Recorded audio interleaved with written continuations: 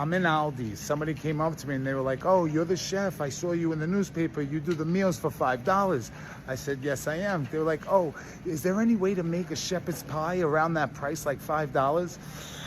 That's a little tough, but let's give it a try. Shepherd's pie for $5. Andiamo. We got this breakfast sausage here, $2.39. We got mashed potatoes for 99 cents. Let's do the 4 cheese. Got here, sliced carrots, 95 cents.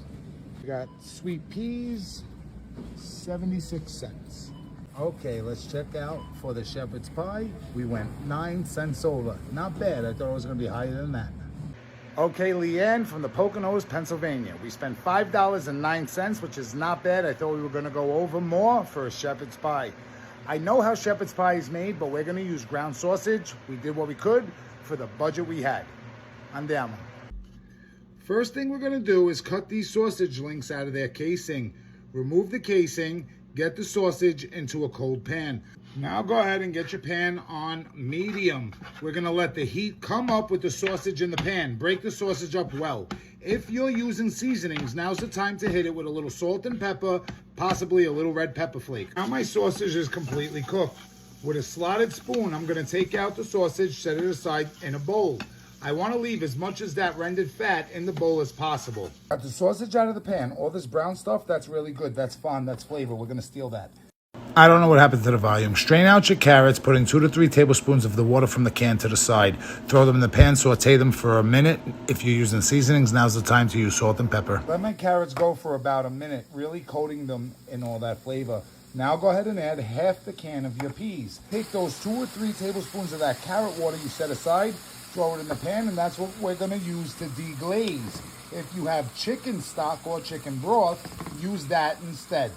Carrots and peas are reducing. I went and put 2 cups of water on high heat. I'm bringing it to a boil. Now all that liquid is reduced. You can see the bottom of the pan is clean. Let's go ahead and add our sausage back in.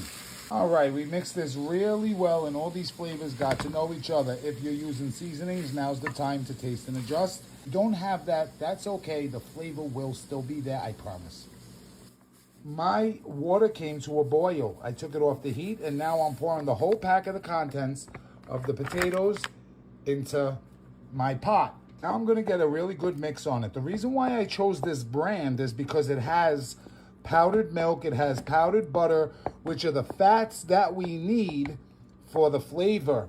I went and got my sausage, peas, and carrots into this pan here, and I let my mashed potatoes sit and stand. I'm gonna go ahead and pour it right on top of my meat mixture.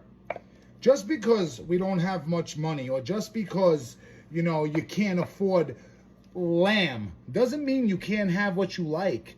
You can always incorporate the way you like it.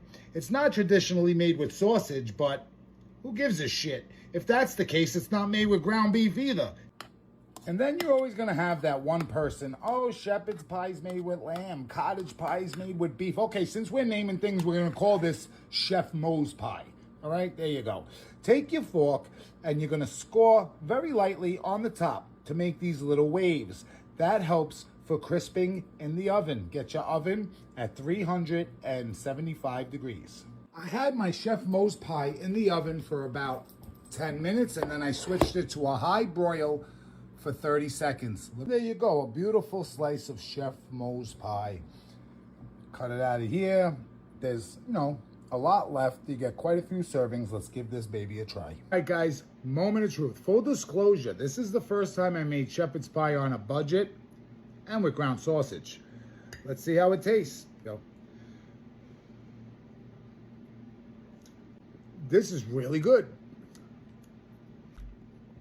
And guys, just because you don't have a lot, don't mean you can't make a lot. That's why I teach you guys all the techniques, because if you know the technique, you can make anything. If you give a man a fish, you feed him for a day. If you teach a man to fish, you feed him for a lifetime. Give this shepherd's pie, Chef Mo's try, whatever it's called. Try it out. You're really going to enjoy it, because I do. Until next time.